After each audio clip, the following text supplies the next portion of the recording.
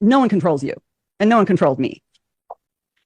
However, you're right. The country has been invaded. We are under a foreign invasion, and it's important people understand this. So let's talk a little bit of history. It wasn't until we pulled back the curtain on the wizard and saw him react that we got to go a deeper dive. And in fact, at that time, I really had to pull back because I had to learn more. We had to learn more about common law and trust law. So imagine you have 3 law forms, and they only taught us one to keep us stupid. They taught us maritime. So all of the courts right now in America are maritime. They're administrative tribunals. They're actually trafficking you in every single court case. They're opening bonds in your name. They are money changers. Okay, so let's talk basic history. I'm going to go fast on this. 1776, we signed our Declaration of Independence, but only 7 years after that, that's when the deep state came in and they formed the District of Columbia right next door, because every time you run in a republic, bring in God's kingdom, the devil has to roll in a counterfeit to confuse the people, because a republic to the deep state is a very big threat, because they know we live in a consciousness reality. And so long as they can take our attention, they can take our freedom. So long as they can give us benefits and get us locked into a system that we're dependent on, they can take our freedom. So I'll tell you how they did it. They usurped our entire country. We think we live in the land of the free, home of the brave. No, we are not free here.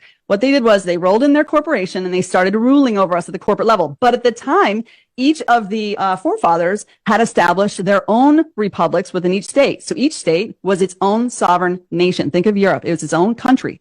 Each state had its own constitution and its own republic. The constitution was the trust indenture. It's the rules by which the public officials, the public servants, the trustees, have to uphold the rules and obligations of the Constitution. But what happened in 1871 is that they rolled in, because all wars are banker wars, so it's all controlled by the 1% global elite. They funded both sides of the war, and they created a civil war. And during that time, they bullied out all of our members of our republics, and all of the 35 states that had formed republics at the time in 1871. So you had a governor, a lieutenant governor, secretary of state, a treasurer, House and Senate for every single state. All of them vacated. And when they came back 7 years later, they came back as a corporation. So they changed the foundation of our country. And all they can do is lure your attention over here, because the key word there is vacated. Those republics are still standing because a trust cannot fail for lack of a trustee. Trusts never die.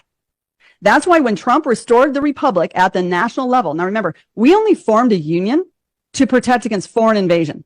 So we had only given power to the union to protect us against foreign invasion. Because what would happen if Great Britain came and took over Delaware, and then we're all screwed? Does that make sense? We had to protect all the states in the union. So they were just wrapped in a bubble. But see, Trump has limited power.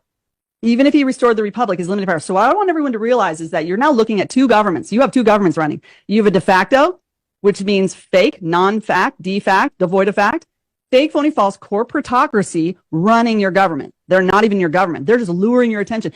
You never had a vote, guys. Do you know who owns the America's land? If not, let's explore the titans of North America land ownership.